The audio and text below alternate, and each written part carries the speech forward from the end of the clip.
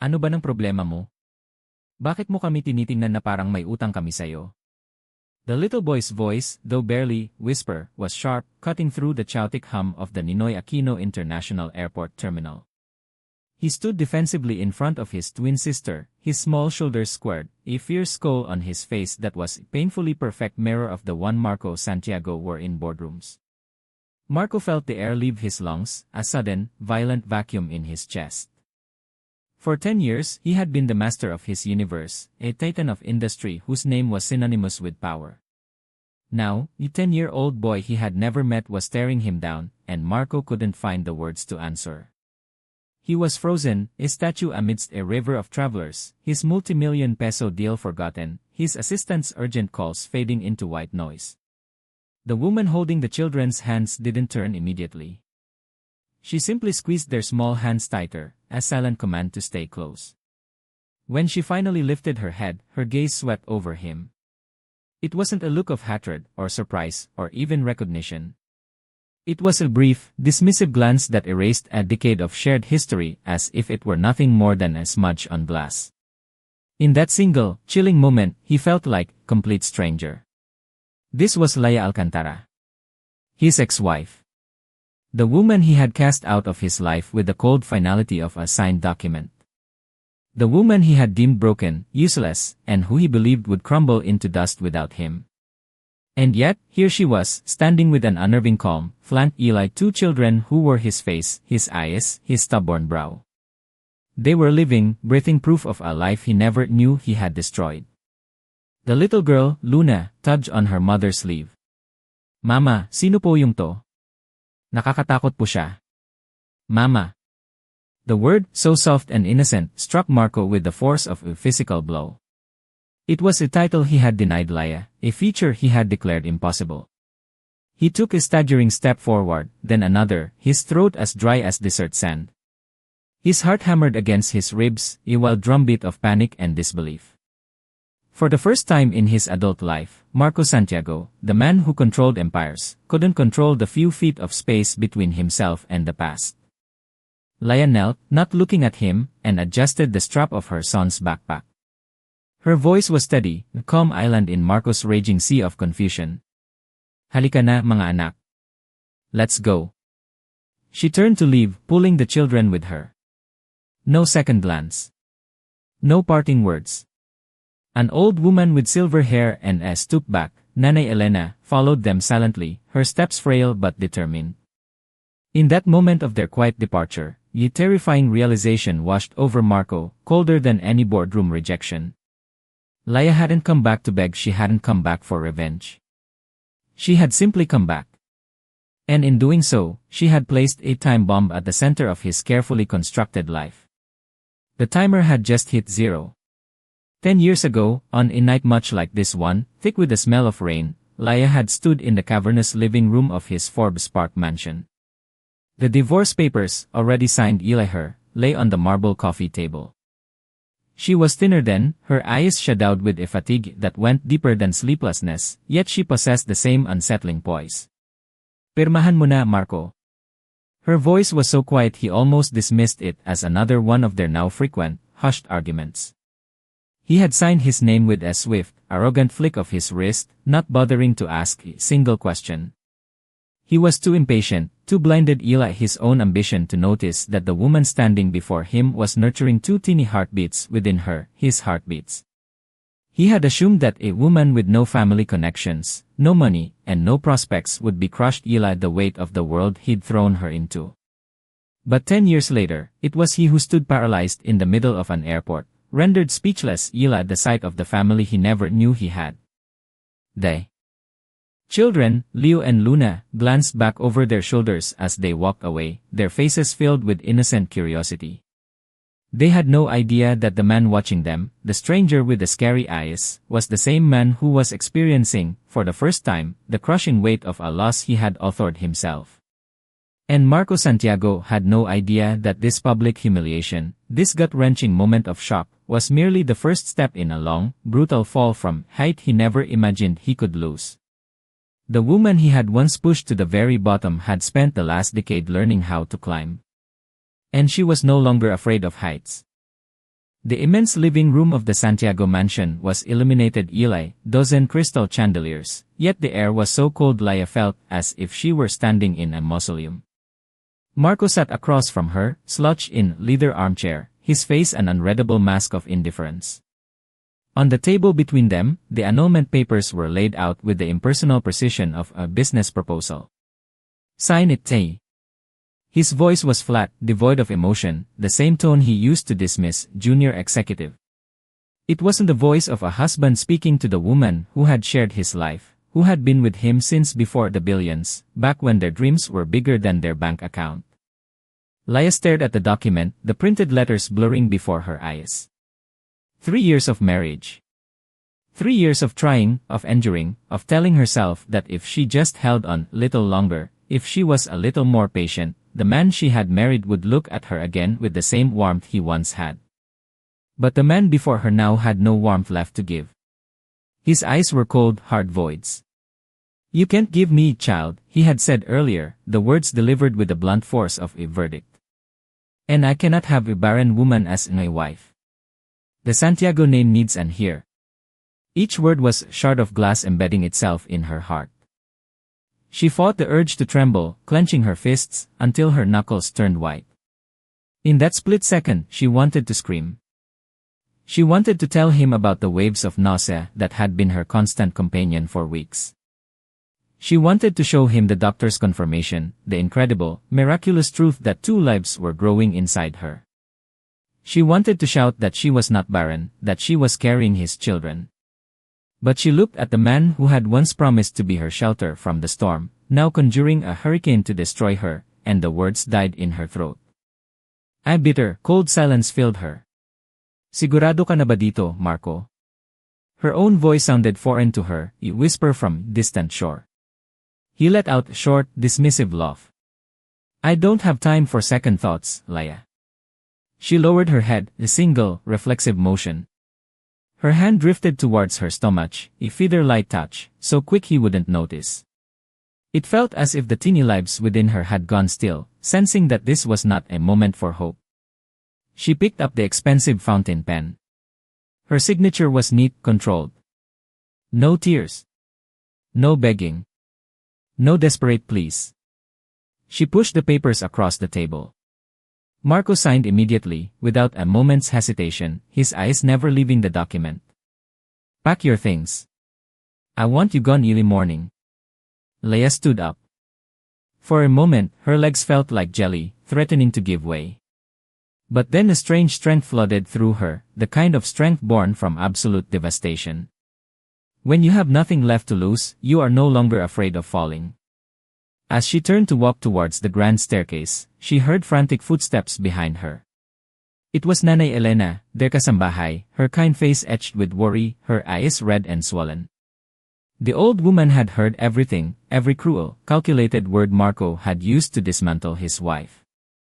She hurried into her small room, rummaging through a wooden chest, and returned, pressing a small, crumpled wad of bills into Lia's hand. Hindi ito malaki, iha, pero kunin mo na. Para may panimula ka. Lia tried to refuse, but Nanay Elena gripped her hand tightly. Makinig ka sa akin. Umalis ka na at wag ka nang lilingon pa. Outside, a torrential downpour began, the air weeping the tears Lia refused to shed. She dragged her single, small suitcase across the manicured lawn and through the heavy, wrought iron gates. The mansion behind her blazed with light, a beacon of the life that had just been irrevocably closed to her. She stood in the rain, the cold water soaking through her clothes, plastering her hair to her skin. For the first time, she felt utterly, terrifyingly alone. There was no home to return to. She placed a hand on her belly, no longer hiding the gesture. She whispered into the roar of the storm, ye vow made to the unborn. Patawarin niyo si Mama. Pero hindi ko hahayaan na maranasan niyo ang apakan ng iba, tulad ng ginawa nila sa akin. Jeepney, its lights cutting through the darkness, rattled to a stop. Lia climbed aboard, shrinking into a corner seat at the back. The glittering skyline of Makati receded behind her, taking with it shattered marriage and a man who hadn't even bothered to look up as she left. In the cold, sterile mansion, Marco Santiago poured himself a glass of whiskey, oblivious. He didn't know that in signing that paper, he had just condemned his own wife and children to the harshest, most unforgiving streets of the city. He had no idea that his cold, calculated decision that night would carve the deepest wound of his life, a wound for which he would pay, in full, for years to come. The last jeepney of the night dropped Lia on a poorly lit street in Tondo, where the buildings huddled together so closely they seemed to be gasping for air. She stood for a moment, pulling the collar of her thin blouse tighter against the damp chill. Clutching her worn-out bag, she stepped into a narrow alleyway, the air thick with the smell of mildew and stagnant water. Her rented room was a small, concrete box, just big enough for a rusty iron bed frame and a teeny wooden table. The single fluorescent bulb flickered erratically, casting long, dancing shadows on the peeling walls. Lia sat on the edge of the bed, the springs groaning in protest. She leaned her back against the cold wall and let out a long, shuddering breath, trying to expel the tightness in her chest. A dull itch started in her lower abdomen, and a sudden wave of nausea sent her scrambling for the plastic basin in the corner. She gritted her teeth against the heaving, her body trembling with the effort. There was no one to rub her back, no one to offer a comforting word. She was learning quickly how to endure alone. The next morning, she found work at a small, suffocatingly hot garment factory in nearby industrial park. The owner, a man with wary eyes, looked her up and down, his gaze lingering on the slight swell of her belly, hidden beneath a loose shirt. He nodded curtly. Walang kontrata, walang benefits. Kung kaya mo, sige. Kung hindi, umalis ka. She agreed immediately. She just needed a job, any job. The days that followed blurred into a grueling routine. Lia sat hunched over a sewing machine from dawn until long after dusk. The needle often pricked her fingers, and she would simply suck the blood away, wrap a scrap of cloth around the wound, and continue working. The combined smell of cheap textiles, machine oil, and sweat triggered her morning sickness relentlessly. Once, the world went black for a second. She swayed, grabbing the edge of her workstation to keep from collapsing. The owner glanced over and said flatly, "Kung pagod ka na, pwede ka nang umuwi." Lia shook her head, her voice a hoarse whisper. Kaya ko pa po. For lunch, she would force down a pack of instant noodles and drink water from the tap. At night, her stomach would rumble with hunger, but she'd only allow herself a small portion of day-old rice, saving every peso for the rent. The weight started to fall off her. Her collarbones became sharp ridges, her wrists so slender they looked as if they could snap. One afternoon, another dizzy spell hit her hard. She stood up, intending to get some air, but her knees buckled. She woke up on the dusty concrete floor of the factory. A few of her co-workers stood around her, their expressions a mixture of pity and morbid curiosity. Buntis ka tapos nagpapakahirap ka ng ganyan, one woman muttered, not unkindly. Lia turned her face away. She didn't want to answer. She was afraid that if she opened her mouth, the sob she'd been suppressing for weeks would finally break free. That evening, back in her cramped room, she sat against the wall for a long time, her hand resting protectively on her stomach. The teeny lives inside her seemed to stir, a faint flutter, as if reminding her that she was not truly alone. A soft knock came at her door. Lia startled, opening it to find a sight that made her heart stop. Nanay Elena stood on her doorstep, drenched from the rain, her old plastic slippers caked in mud. She held a heavy bayong filled with groceries. Her eyes took in Lia's gaunt face, then traveled down to her now obvious pregnancy, and immediately filled with tears. Diyos ko, iha. Ang hirap ng pinagdadaanan mo. The old woman didn't ask any questions. She just stepped inside, set down her bag, and wrapped her thin, strong arms around Lia. Cradled in that familiar, maternal embrace, Lia finally broke. The tears came, hot and unstoppable, racking her body with deep, shuddering sobs. She cried like a lost child who had finally been found. Nanay Elena stayed. She found a job as a dishwasher in a nearby carinderia to help with their expenses. In the mornings, she would cook Lia a small bowl of lugaw.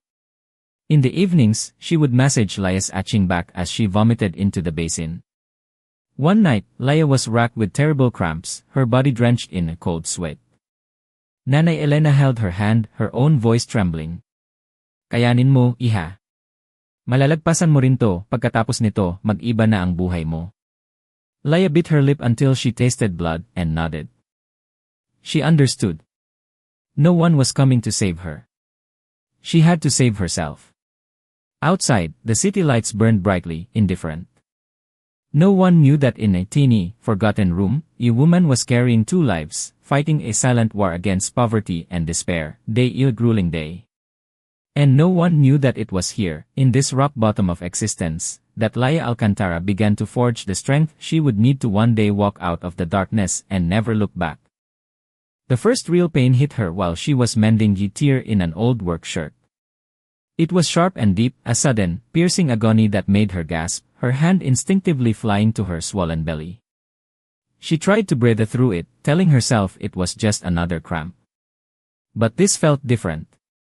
Outside, the alley opened up. Rain hammered against the tin roof of their small room, a frantic, relentless drumming. A fierce wind howled through the narrow alleyways, rattling their flimsy door in its frame. As Lia struggled to her feet, a second contraction seized her, stronger and more insistent than the last. She braced herself against the wall, her face pale, sweat beading on her forehead. Nanay Elena! Her call was a loud Eli clap of thunder. The old woman rushed in from their makeshift cooking area. One look at Lia's face and she understood. Nagsisimula na ba, iha? Lia could only nod, her breath coming in short, ragged gasps. Her abdomen tightened like a fist, the waves of pain leaving her teeth clenched, a low moan escaping her lips. Nanay Elena quickly grabbed a thin raincoat for her hands shaking as she fumbled for the keys. But when she opened the door, she froze. The small alley was already flooded, the murky water rising fast. The rain was a solid wall of water, and lightning tore across the area, illuminating the chows. The power in their building flickered once, twice, then died completely, plunging them into absolute darkness. Diyos ko po! Nanay Elena whispered, her voice laced with panic. But there was no time for fear. She shut the door and turned back, helping Lia lay down on the creaking iron bed. She lit a small candle, its tiny flame flickering wildly, and began wiping the sweat from Lia's brow with a damp cloth. The contractions came one after another now, a merciless onslaught that gave Lia no time to recover. She arched her back, her fingers gripping the metal bed frame until her knuckles were white. In the haze of pain, Marco's face flashed in her mind, not with anger or hatred, but with a profound, chilling emptiness. She had chosen this path. She had to see it through to the end. Kayanin mo, iha. Kayanin mo, Nanay Elena chanted, her voice a trembling prayer. She placed her hands on Lia's belly, trying to remember what she had seen the old highlights do in her province years ago. She wasn't a midwife. She was just an old woman armed with love and desperation. In this moment, she was all Lia had. Another bolt of lightning lit up the room, followed Eli, deafening crack of thunder.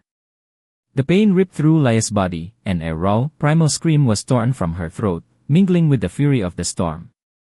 Nanay, natatakot po ako, she cried out, her voice breaking. Nanay Elena leaned close, her own voice choked with tears but firm. Hindi ka pwedeng matakot. Hinihintay ka ng mga anak mo. The first sea-ray, thin but piercing, sliced through the darkness, a fragile sound of life against the roaring storm. Nanay Elena sobbed with relief and exhaustion, her hands trembling as she quickly wrapped the teeny, slippery body in clean, old towel she had prepared. Lalaki, iha. Lalaki ang panganay mo. But before she could even take a breath, Lia screamed again, her body convulsing with another violent contraction. She was shaking uncontrollably, her breathing shallow and erratic. May isa pa, nanay. May isa pa. Nanay Elena gripped her hand, her voice raw. Alam ko, iha. Nandito lang ako. The storm outside showed no signs of letting up. In that dark, cramped room, illuminated only Ila the weak, flickering candlelight, a second sea-ray joined the first. It was softer, but just as clear. A baby girl. Two teeny, red-faced infants lay side Eli's side, their breaths shallow but steady. Lia looked at her children, tears streaming down her face. She reached out, trembling hand to touch their impossibly small faces, her lips forming their names like a sacred promise. Liuluna. Outside, the rain continued to fall, but inside, Lia felt as if she had just crossed the threshold between life and death. She was utterly exhausted, but her heart felt strangely light. The two small lives breathing beside her were an anchor, tying her to this world. Nanay Elena sat ila the bed, her eyes never leaving the twins. She whispered, as if to herself, mag-iba na ang buhay mo, iha. Kailangan magbago. Lia closed her eyes, the tears still tracing paths down her gaunt cheeks. She knew, from this moment on, she had lost the right to fall. These two children were not just her flesh and blood, they were the only reason she had to keep fighting, to keep standing, so that one day, she could finally step out of this darkness with her head held high. The two babies lay on the narrow bed, taking up every inch of available space. Lia sat on the floor, her back against the wall, her eyes burning from lack of sleep. She didn't dare lie down. The slightest whimper or cough from either twin would have her on her feet in an instant. Leo was a fussy baby, his cries echoing through the thin walls of their room late into the night. Luna was weaker, prone to low-grade fevers that left her small body hot and listless. There were nights when Lia would be holding Leo, rocking him gently, while her other hand patted Luna's back, sweat trickling down her spine, her legs shaking from exhaustion. The can of formula was more than half empty. Lia started measuring each scoop carefully, adding a little more water than the instructions called for. She knew it wasn't right, but if she didn't stretch it out, the three of them would have nothing left till morning. Nanay Elena saw everything. She never said a word, but she would quietly give Lia her own portion of rice, pretending she wasn't hungry, turning away to hide the tears in her eyes as she watched Lia eat with trembling hands. During the day, Lia would leave the twins with a neighbor, a kind woman who agreed to watch them in exchange for Lia mending her family's clothes for free. Lia returned to the factory, her body aching, and sat at her machine from morning until night. Her back was a constant, throbbing pain, her wrists numb, but the thought of her two babies waiting for her was enough to make her bow her head and continue. One night, Luna's fever spiked. Lia wrapped her in a thin blanket, strapped her to her back, and ran to the nearest barangay health center. A light drizzle was falling, making the unpaved road slippery. She almost fell several times. When she finally arrived, the on-duty nurse just shook her head. They were out of fever medication. She would have to go to the public hospital. Lia stood frozen, the hope draining out of her. The few crumpled bills in her pocket were barely enough for the next few days' rent. She clutched her daughter tighter, turned around, and walked away, hot tears falling onto the baby's feverish neck. Nanay Elena came running after her, pressing a few more crumpled, worn-out bills into her hand. Kunin mo na to, iha. Humingi ako sa mga kakilala ko buong umaga para lang dito. Lia couldn't speak. She just bowed her head, a silent gesture of gratitude and shame. She knew that every peso had been earned through the old woman's pride and dwindling strength. After that night, Lia started taking on extra work. She brought pieces home from the factory, sewing Lia the light of a single bulb late into the night after the twins were asleep. One time, the needle went straight through her fingertip. Blood bloomed on the fabric. She quickly bandaged it and kept going. Her moments of rest were measured in the few precious minutes when both babies slept soundly. Sometimes, the exhaustion was so overwhelming she would fall asleep sitting up, her head slumped against the makeshift crib. She'd jerk awake moments later, her heart pounding, terrified she had missed a sayray. She wasn't afraid of poverty anymore. She was terrified that if she collapsed, there would be no one left for her children. Nanay Elena often pleaded with her to rest, but Lia would just shake her head, her voice raspy with fatigue. Kung magpapahinga ako, nanay, sino nang bubuhay sa kanila? The question hung in the air, unanswerable. One afternoon, the factory owner announced that salaries would be delayed. Lia felt her blood run cold. That night, Leo cried from hunger, and Luna was too weak to even whimper. Lia held them both, sank to her knees on the cold concrete floor, and for the first time, felt despair so profound that there were no tears left to air. But then, two tiny hands gripped her shirt, and a soft, babbling sound that almost sounded like "Mama" reached her ears. Lia gritted her teeth and forced herself to stand. She wiped her dry eyes, held her children close, and whispered, habang humihinga si Mama, hindi kayo magugutom. Outside, the night was dark and deep. Inside that small room, a gaunt young woman was forcing herself to live, not for herself, but for the two small lives that were being nurtured by her sweat and her tears. And from those sleepless nights, a quiet, unyielding resolve was being forged, a strength that would one day be powerful enough to carry Lia Alcantara out of the darkness on her own 2 feet. The next morning, Lia placed the twins side by side on thin banig on the floor. She warned them, as she did every day, not to crawl near the door. Leo, the more serious of the two, sat quietly, hugging his sister.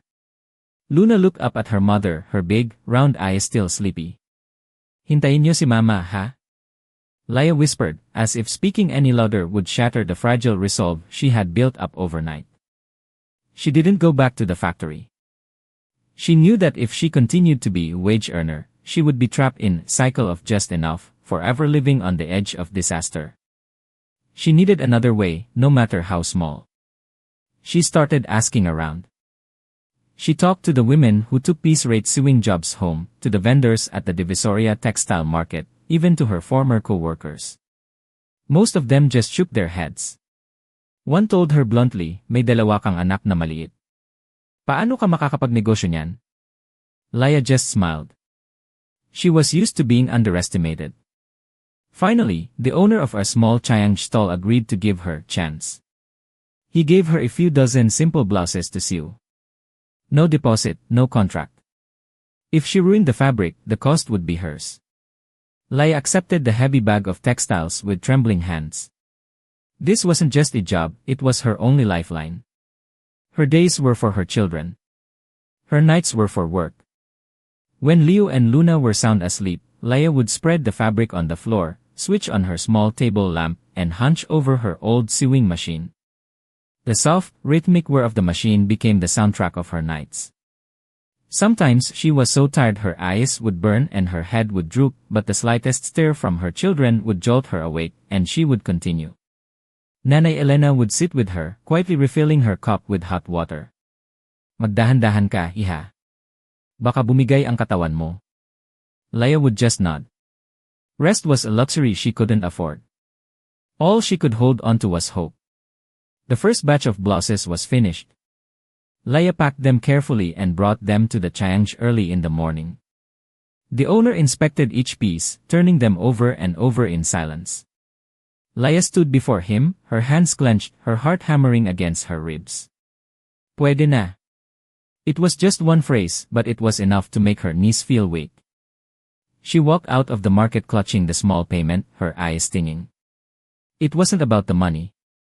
It was about the feeling, for the first time in a long time, that she wasn't completely trapped. From there, Lia took on more orders. First a few dozen, then 100, then 200. Her work was slow but meticulous. No mistakes, no delays. There were nights she sewed until the sun came up, her back screaming in protest, her wrists itching. Leo and Luna grew up to the sound of the sewing machine. They got used to their mother working through the night and catching short naps during the day. Sometimes, Leo would bring a small blanket and drape it over his mother's shoulders. Mama, sleep ka muna, he'd say in his small voice. Lia would look at her son, a lump forming in her throat. She'd pull him into a hug and whisper, okay lang si Mama. But she was far from okay. She was exhausted to her very bones. One afternoon, her old factory owner showed up at her door. He looked around her cramped room, at the two toddlers playing on the floor, and spoke with an air of condescending authority. Bumalik ka na sa pabrika. Dadagdagan ko ng kaunti ang sahod mo. Lia looked at him, silent for a moment, then shook her head. Hindi na po ako babalik.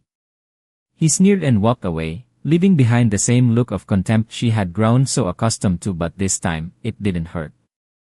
She knew she had already moved past him, even if her world was still so very small.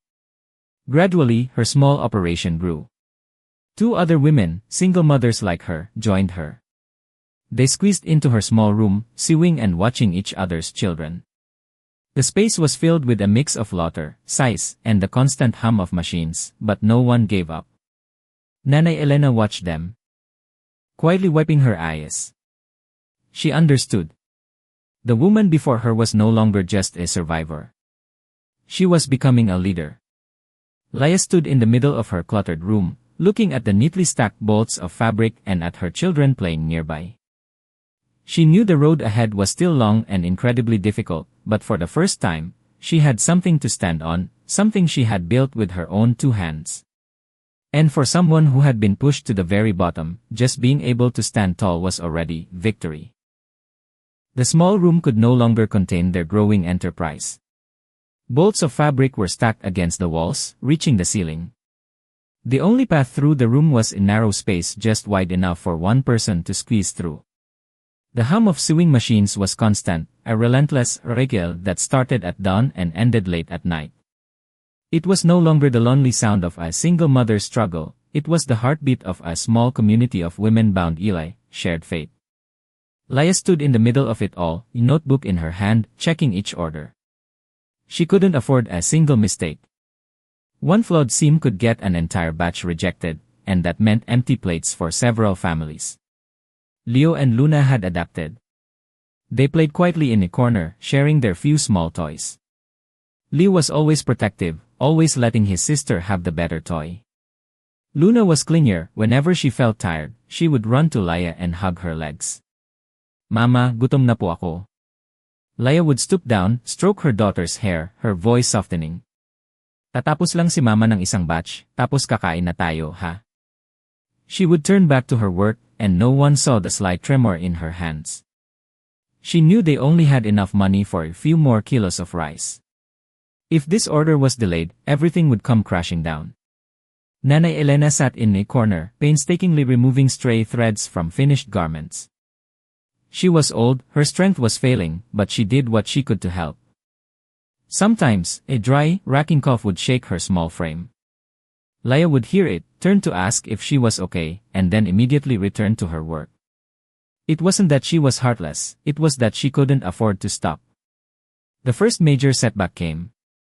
A delivery was half a day late. The client called, his voice sharp with irritation.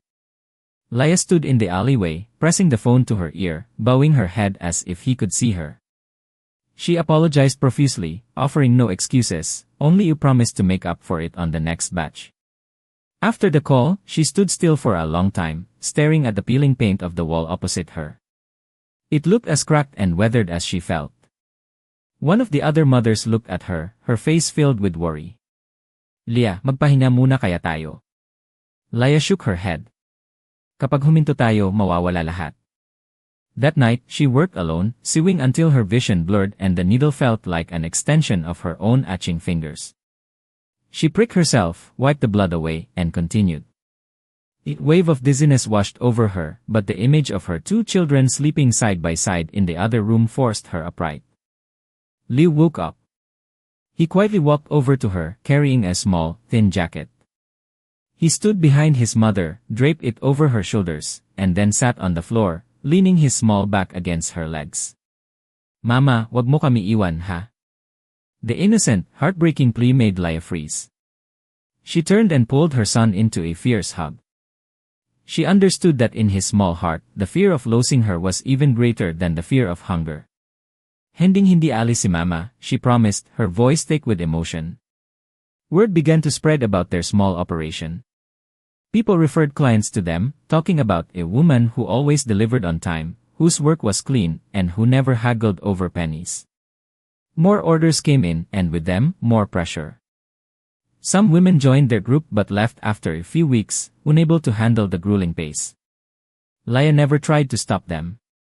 She understood that no one owed her anything. One afternoon, while balancing her accounts, Lia discovered discrepancy. She checked every receipt, every entry. There was no mistake. A regular client was squeezing their prices, citing a tough market. Lia held her phone, her knuckles white.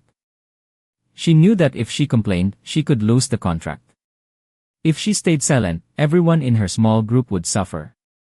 She took deep breath and made the call. Pasensya na po, pero sa ganyang presyo, hindi na po namin kaya. The line was silent for a few seconds. Then a contemptuous laugh. Sino ka ba sa akala mo? Lia ended the call. Her heart was pounding, but she didn't back down.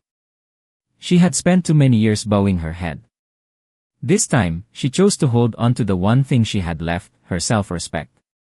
That night, the workshop was silent. No one spoke of it, but everyone knew that tomorrow would be harder.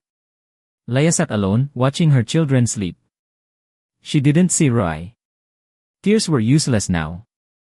She just placed a hand over her heart, feeling its steady beat. As long as she was still breathing, she could still move forward. And in that moment, in daring to say no, Lia Alcantara took another step on a path with no return. A path where looking back meant falling back into the abyss, but moving forward meant building something strong enough to shelter her children from the storm. The old rented room was now bursting at the seams. They had to store the bolts of fabric at neighbor's place, borrowing a small patch of their yard to dry the finished clothes. Lia stood in the cramped space, looked around, and let out a soft sigh. She knew this was unsustainable. One large order would break their fragile system. She made a decision. She pulled together every peso she had saved, along with small loans from the very neighbors she had helped with free clothing repairs, and rented a small, ground-floor space at the end of the alley. It was just a simple structure with a tin roof and concrete floor, but it was big enough for more machines. There was no sign, no business name. It was just a place to work. On the day they moved, Leo and Luna ran around the new, empty space, their faces a mixture of excitement and curiosity. They didn't understand the full significance of the move, only that their mother looked tired but her eyes shone with new light. Mama, mas malaki dito. Luna said, her small voice echoing in the room. Lia smiled and stroked her daughter's hair. Anak. At kung magsisika pa tayo, mas lalaki pa to. More women joined their group, women from the same neighborhood, with the same stories of hardship etched on their faces. They came with their small children and their worries about their next meal. Lia made no grand promises. She only said one thing, dito, pwede kayong magtrabaho ng dahan-dahan, basta't maayos ang gawa. She didn't manage with shouts or threats. She worked alongside them, sat with them, and corrected every flawed stitch with patience. When payments came in, she divided the earnings fairly, never taking a larger cut for herself. This earned her their trust and loyalty, even when the work was hard and the hours were long. Leo started helping with small tasks. He would fold clothes, clear away scraps of fabric, and play with his sister to keep her occupied when Lia was busy. Luna was still frail and would often get sick. Each time she had a fever, it meant a sleepless night for the whole family. Lia would juggle nursing her daughter and overseeing the production, sometimes feeling like she didn't have the strength to even stand. One evening, after everyone else had gone home, Lia sat alone, poring over her ledgers. Nanay Elena came in and placed a glass of hot water in front of her. Lalo kang pumapayat, iha. Lia offered a weak smile. Sanay na po siguro ako, nanay. Nanay Elena looked at her for a long moment, then said quietly, hindi ka na yung babaeng marunong lang magtiis. The words made Lia pause. She realized it was true. She had changed. She was no longer just enduring the blows life threw at her. She was learning how to choose, how to refuse, how to fight for her own survival. Miles away, in a sleek office in Bonifacio Global City, Marco Santiago stepped out of a board meeting, his expression unchanged. He was still the powerful Lee, accustomed to making billion-peso decisions and receiving fawning praise. But in his heart, there was a void that no successful merger could fill. His new wife, Isabel, followed him, asking about their plans for the weekend. Marco just grunted in response. His patience for such trivialities was wearing thin. Their sprawling penthouse in a luxury condominium felt empty. It lacked one crucial thing, the sound of children. His family had started pressing the issue. Isabel would offer practiced smiles and vague excuses. Marco heard them but didn't really listen. On nights when he came home late, he would stand alone in the vast living room and find himself remembering a slender figure who used to quietly set the table, waiting for him. He couldn't understand well, he remembered. Meanwhile, Lia secured a larger order than any they had handled before. It was a volume that stretched their capacity to its absolute limit. Her team looked at her with worried eyes. Kaya ba natin to, Lia? She was silent for a few seconds, her mind racing. If they took it, they would have to work double time. If they refused, the opportunity would be gone. Kakayanin, she said, her voice firm. The days that followed were a blur of relentless work. The machines ran non-stop. Everyone was exhausted, but no one quit. Lia barely slept. She moved from one workstation to another, encouraging, correcting, working alongside them. Luna got a fever again, and Lia had to make a small bed for her on the floor of the workshop, watching over her daughter while she worked. She was so tired her vision swam, but her hands never stopped moving. The order was completed on time. As the delivery truck pulled away, the entire team stood in the yard, silent for a moment, and then a wave of quiet, relieved laughter rippled through them. There were no shouts of triumph, just a shared, gentle joy that brought tears to many eyes. Lia watched the empty yard, a weight lifting from her shoulders. She knew, from this moment, that her path had changed. It was still difficult, still exhausting, but it was no longer shrouded in darkness. And somewhere in the city, Marco Santiago remained completely unaware that the woman he had dismissed as helpless was, step by painful step, building a world of her own, a world far more resilient than he could ever have imagined. Lia closed her order book and placed it neatly on the corner of her desk. The workshop was quiet now, the machine silent, with only the sound of the evening breeze rustling through the open doorway. She stood for a moment, looking at the empty yard where another large shipment of fabric had been picked up that afternoon. Leo ran up to her, tugging gently on her sleeve.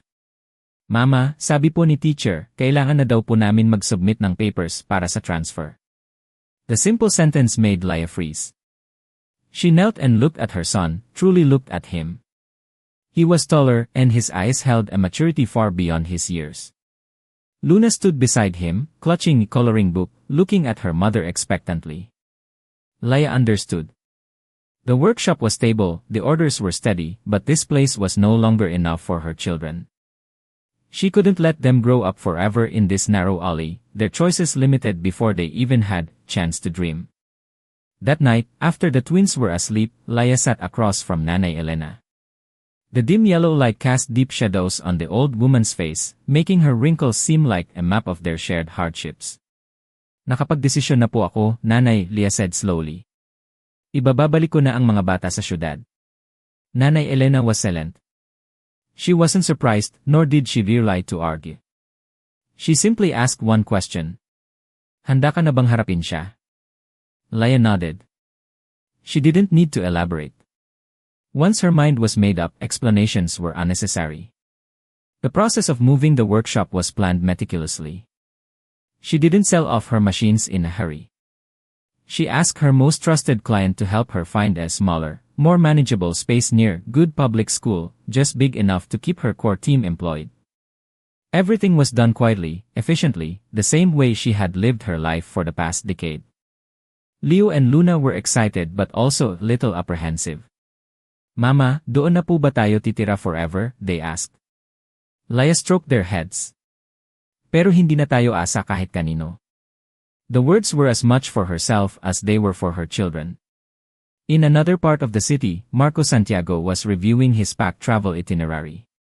A major contract signing was scheduled, a media event complete with reporters and photographers.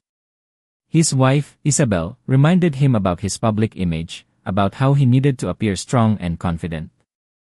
Marco just nodded out of habit. But lately, his sleep had been shallow, troubled fragmented dreams.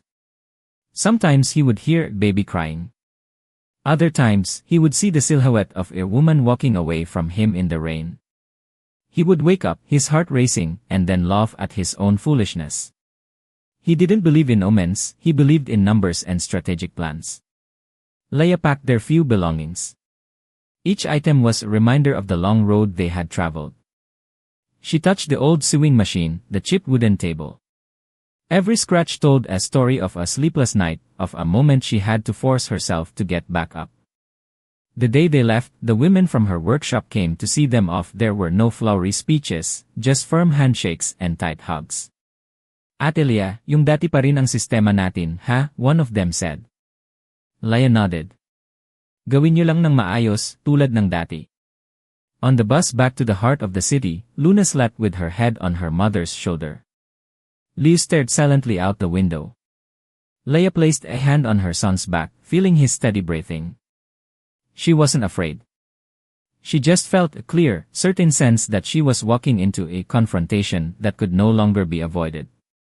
In Manila, Marco Santiago stood in a lounge, giving last-minute instructions to his assistant. His schedule was tight, the contract signing carefully orchestrated. He had no idea that in the same airport, at the same time, a woman was bringing his children back, not to find him, but no longer willing to hide from him. The two parallel lines of their lives were about to converge. And when Lia Alcantara pulled her small suitcase into the arrivals hall, with Leo holding her hand and Luna trailing just behind, none of them knew that in few more steps, meeting would occur that would shake the foundations of everything they had built over the last 10 years. Not because of hatred, but because the truth, after a decade of silence, was finally demanding to be heard. The airport terminal was a blur of bright lights and hurried footsteps, the AI system announcing flights in a steady, monotonous drone. But for Marco Santiago, it felt as if all sound had been sucked into a black hole. He stood rigid, his gaze locked on scene just a few meters away. Lia Alcantara was there, holding the hands of two children. Leo on her left, Luna on her right. Their small feet kept pace with hers, their hands clutching hers tightly.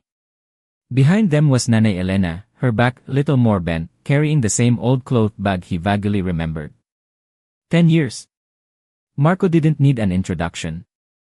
One look was all it took. Not because Lia had changed drastically, but because the lines of her face had never truly left his memory.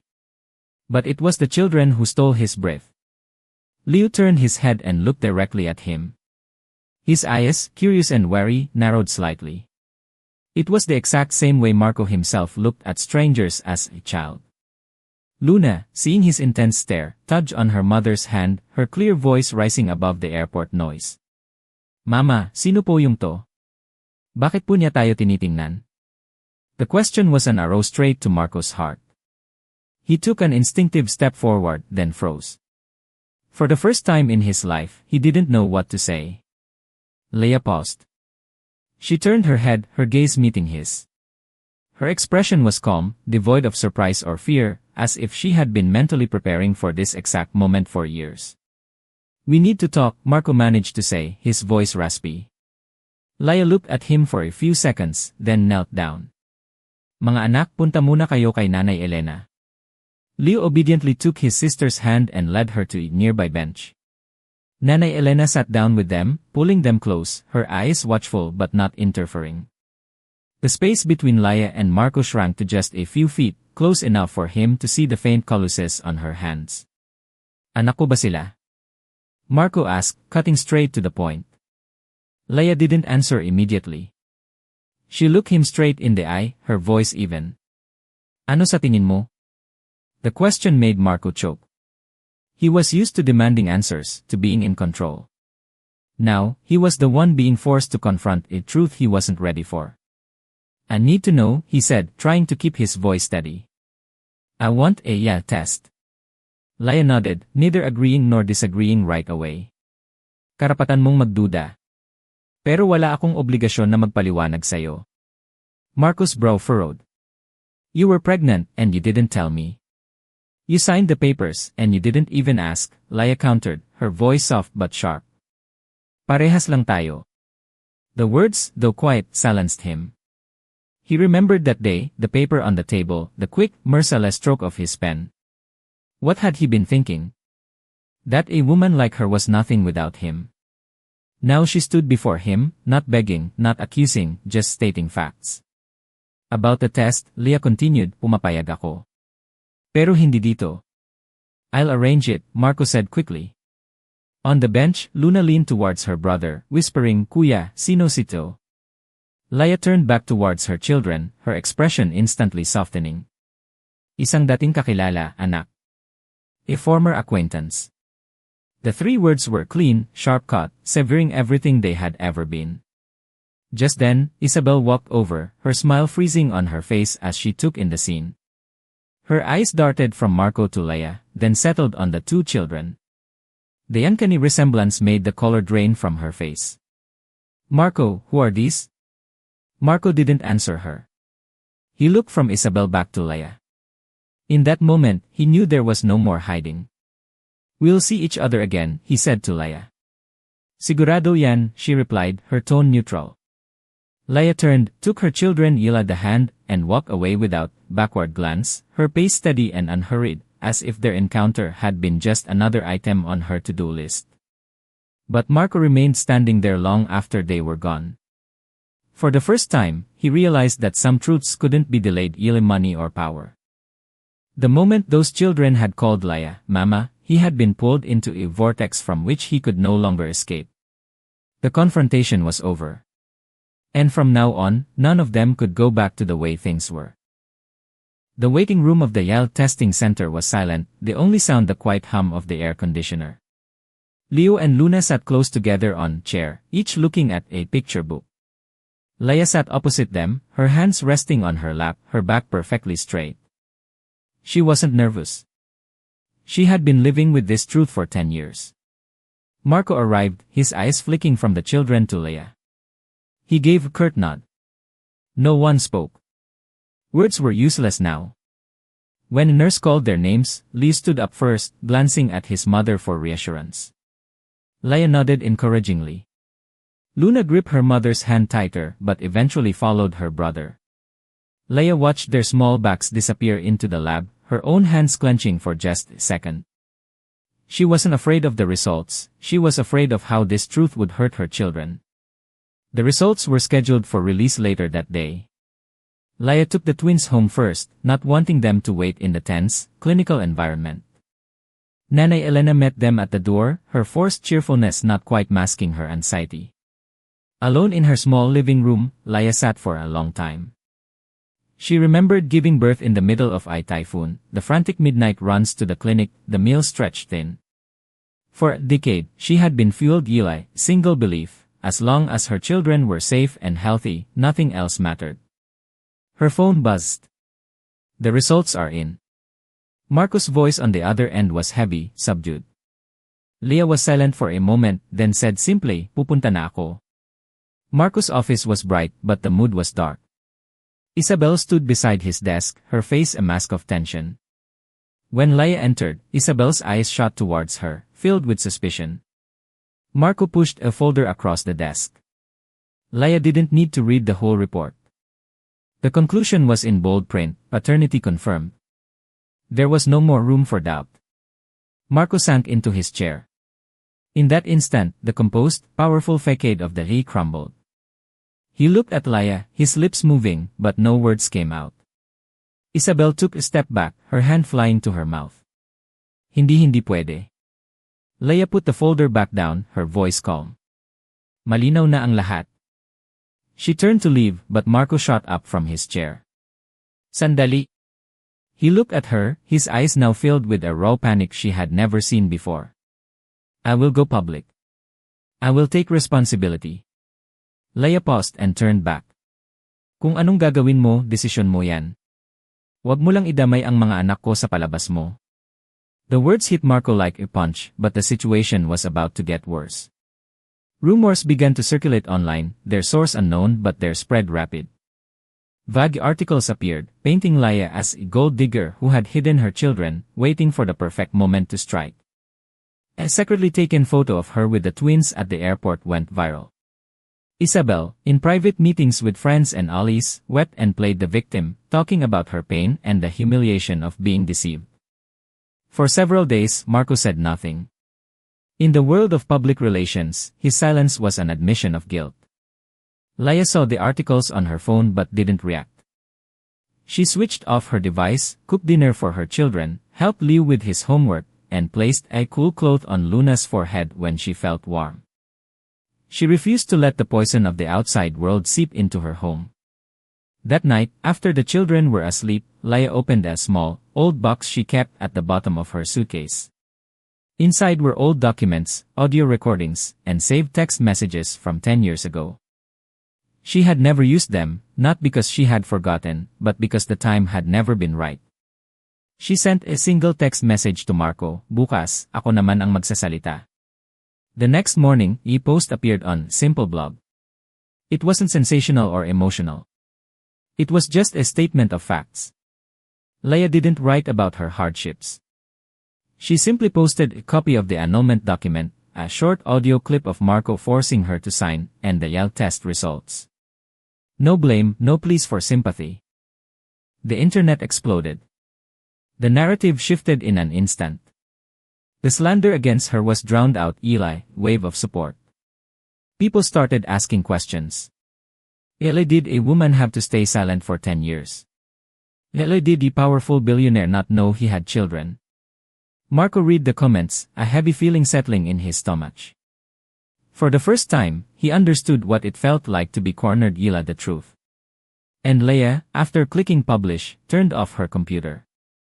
She sat on the edge of her children's bed, stroked Lia's hair, and placed a soft kiss on Luna's forehead. She hadn't won a battle against anyone. She had simply defended what was hers. And from that moment on, the game had changed. The usual frantic energy in Marco Santiago's office had vanished. His phone lit up incessantly, but he didn't answer. Calls from business partners, board members, and the media flooded his lines like relentless storm. A major real estate project was put on hold. A key investor pulled out. An emergency board meeting was called to demand an explanation. The well-oiled machine of his empire was suddenly grinding to a halt. Marco sat motionless, his eyes glued to his computer screen. Lia's post was still there, the simple, irrefutable collection of facts. And it was that very simplicity that left him with nowhere to hide. The door burst open. Isabel rushed in, her face pale beneath her makeup, her composure completely shattered. She slammed the door shut and turned to face him, her voice trembling. "Gawin mo ang dapat gawin, Marco. Tinalikuran na ako ng lahat. Sinasabi nila na ako ang sumira sa pamilya mo." Marco looked up at Isabel, truly seeing her for the first time in a long while. The confident, glamorous woman he had married was gone, replaced Ila someone small and desperate. All the protective instincts he once felt for her had evaporated, leaving only a profound weariness. "You knew from the start, Isabel," he said, his voice low.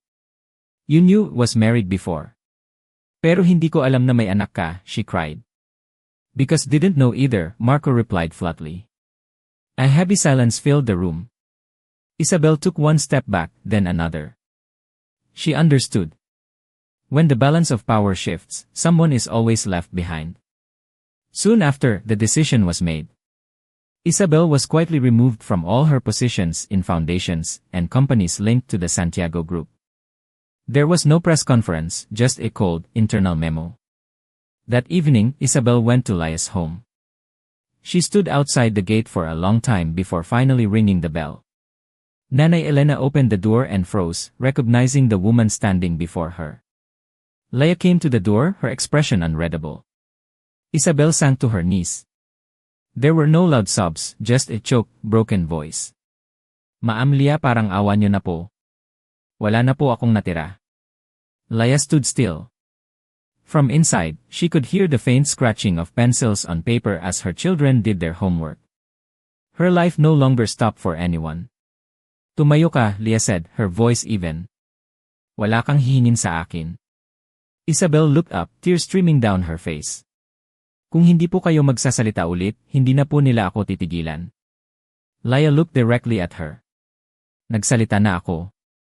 Ang nangyayari sa'yo ngayon ay resulta ng mga pinili mo sa buhay." She turned, walked back inside, and closed the door. No extra words, no pity.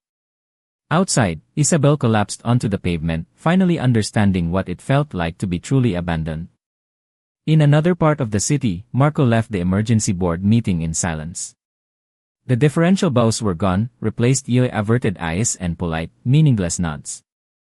He drove for hours, the city lights blurring into streaks. The city was as bright as ever, but he couldn't find a single place where he belonged. He ended up parked in front of their old house, the one he had shared with Lia. He sat in the driver's seat, his hands gripping the steering wheel, an overwhelming emptiness consuming him.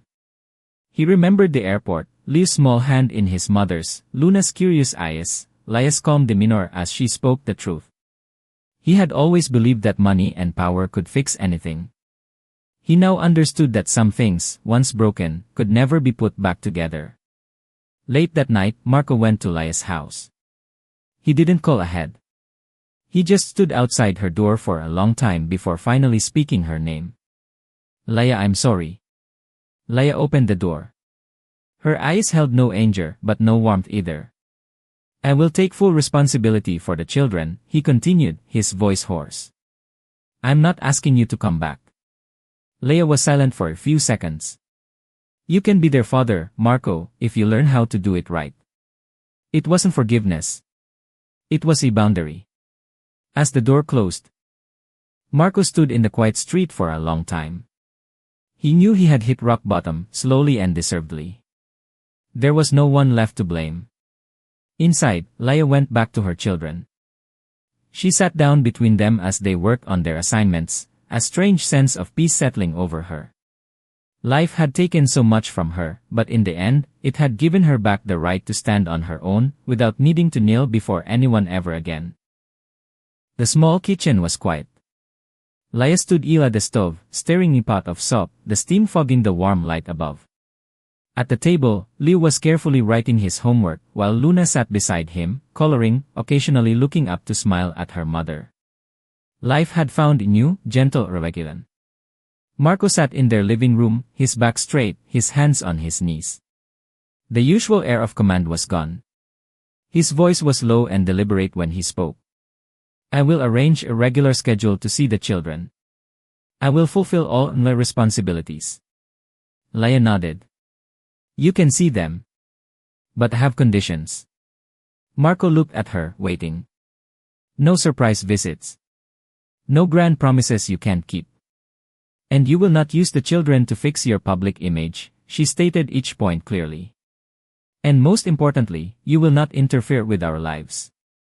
Marco was silent. He understood this wasn't a negotiation.